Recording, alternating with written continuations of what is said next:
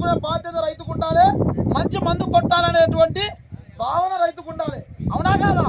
మరి ఎంతమంది మనము కండితో వెళ్ళి చూసి విత్తనాన్ని ఎంచుకుంటున్నాము, కండితో వెళ్ళి చూసి మందుని ఎంచుకుంటున్నాము. ఒక మందు ఈ రోజు కొడినాం అనుకో మిరప తోటకి, అది పని చేయకుంటే 3 రోజుల తర్వాత మళ్ళా వెళ్ళి ఇంకో మందు తీసుకొచ్చి కొడతావు.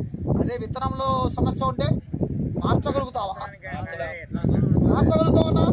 అంటే ఆ రైతు చెప్పినట్టు, ఎర్ర చొక్కాని చెప్పినట్టు 1 సంవత్సర కాల జీవితం రైతు జీవితం ఒక విత్తనం మీద ఆధారపడి ఉంటుంది. అలాంటి విత్తనాన్ని మొబైల్లో చూసి నమ్ముతారా అన్న మీరు? నమ్మినారు కదా. ప్రస్తుత కాలంలో మొబైల్లో చూసిన దాన్ని నమ్ముతున్నారు కదా, నమ్మండి. కానీ నమ్మిన దాన్ని కంటికి పరీక్ష పెట్టండి. ఆ కంటి పరీక్షలో ఆ విత్తనం నెగ్గుతుందా లేదా చూడండి. ఆ కంటి పరీక్షలో నెగ్గిన విత్తనాన్ని మళ్ళీ రైతుతో మాట్లాడండి.